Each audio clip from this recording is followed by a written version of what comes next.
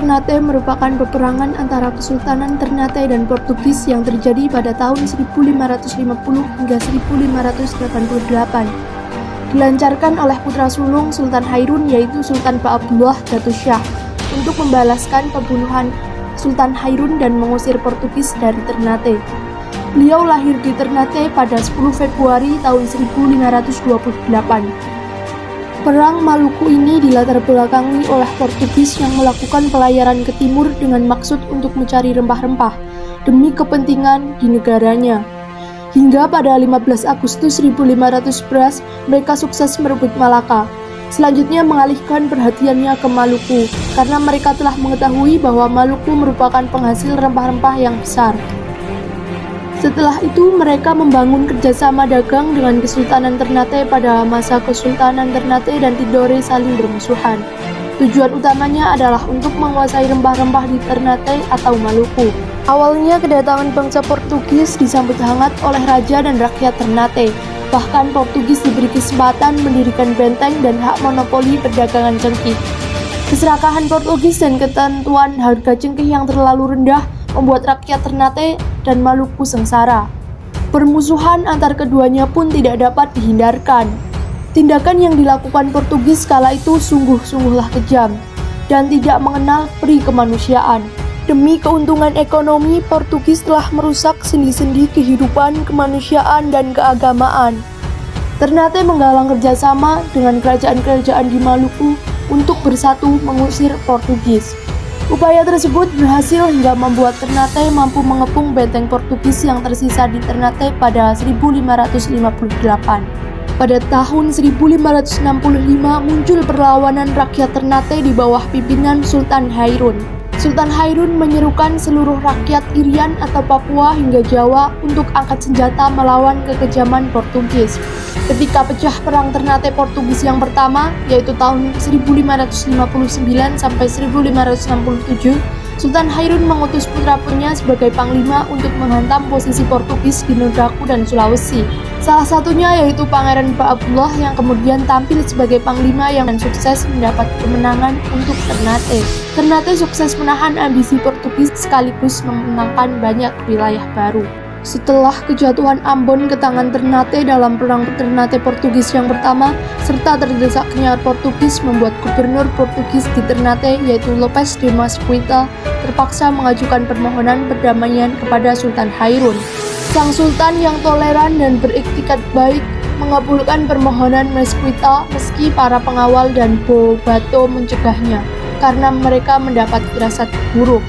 Mesquita kemudian mengundang Hairun di benteng Gamlamo yang kini menjadi benteng Castella pada 28 Februari 1570 malam. Saat Hairun datang dengan para pengawalnya, Portugis memberi syarat bahwa hanya sang sultan yang boleh masuk.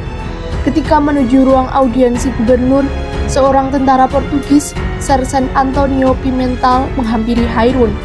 Pimental mencabut keris di pinggangnya dan melakukan tusukan berkali-kali ke tubuh Sultan Hairun. Kematian Sultan Hairun yang tragis ini semakin membuat rakyat Ternate marah. Sultan Ba'abdullah bersumpah akan membalaskan dendam sang ayah. Ia tidak akan berhenti berperang sebelum orang Portugis terakhir pergi dari wilayah Ternate dan seluruh kepulauan Maluku. Ia langsung mengobarkan perang melawan Portugis serta bersumpah akan terus memusuhi Portugis. Tahun 1571, pasukan Ternate berkemampuan 30 juanga yang memuat 3.000 serdadu di bawah pimpinan Kapita Kalakinka, menyerbu Ambon dan sukses mendiaminya. Portugis tidak dapat mengirim bala bantuan karena Malaka sedang dikepung oleh Kesultanan Aceh. Ternate merangkul berbagai kekuatan dari seluruh kepulauan Maluku, Makassar, Jawa, bahkan Melayu Sumatera. Kekuatan gabungan berjumlah 2.000 kapal tempur dengan lebih dari 120.000 prajurit yang membuat Portugis kewalahan. Tahun 1575, seluruh kekuasaan Portugis di Nodaku telah jatuh dan suku-suku atau kerajaan pribumi yang mendukung mereka telah sukses ditundukkan. Benteng-benteng Portugis di Ternate jatuh dalam waktu singkat. Hanya menyisakan benteng Sao Paulo, kediaman de Mesquita yang sedang dalam pengepungan. Atas perintah Sultan Ba'abdullah, pasukan Ternate mengepung benteng Sao Paulo dan memutuskan hubungannya dengan dunia luar. Suplai makanan dibatasi, hanya sekedar supaya penghuni benteng dapat bertahan. Sultan Ba'abullah dapat saja menguasai benteng itu dengan kekerasan, namun ia tak tega karena cukup banyak rakyat Ternate yang telah menikah dengan orang Portugis, dan mereka tinggal dalam benteng bersama keluarganya. Dengan taktik jitunya, yakni mengepung dan menutup seluruh akses benteng milik Portugis, Sultan Ba'abullah akhirnya meraih kemenangan gemilang. Setelah 5 tahun berperang, yakni pada 1575, mereka berhasil menahan dan merebut benteng milik Portugis. Benteng ini berhasil bertahan selama 4 tahun. Hingga pada tahun 1575, tentara Sultan Ba'abullah berhasil menjebol pertahanan benteng dan membunuh sebagian besar garnisonnya. Tersisa hanya 400 orang dengan keadaan mengenaskan. Sultan Ba'abullah tidak membantai dan menyiksa para tawanan Portugis, namun ia memberikan kesempatan selama 24 jam untuk pergi ke Malaka dan Ambon. Bila masih ada orang Portugis di Ternate, mereka akan dijadikannya budak.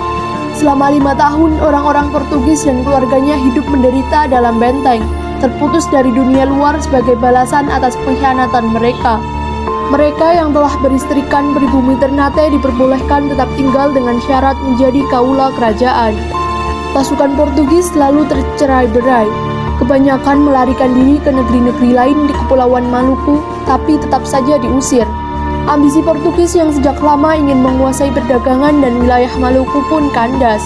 Demikianlah tanggal 15 Juli 1575, orang Portugis pergi secara memalukan dari Ternate.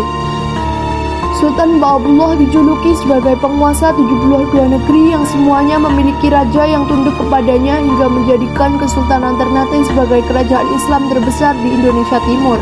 Sultan Ba'ab tetap melanjutkan kebijakan ayahnya dengan menjalin persekutuan dengan Aceh dan Demak untuk mengenyahkan Portugis dari Nusantara.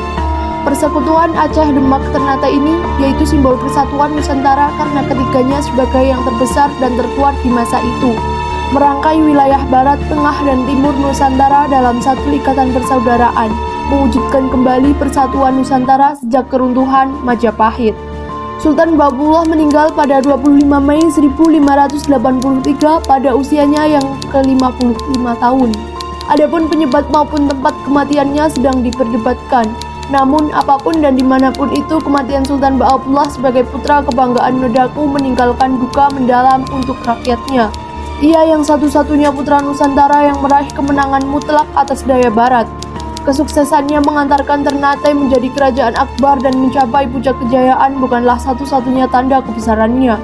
Ia telah sukses menanamkan rasa percaya diri rakyatnya untuk menghadapi kekuatan asing yang berhasrat menguasai kehidupan mereka. Sultan Ba'abullah yaitu simbol perlawanan terhadap kesewenang-wenangan bangsa asing. Ia tak sudi tunduk kepada kekuasaan asing dan menempatkan dirinya sejajar dengan mereka, menjadi tuan di negeri sendiri.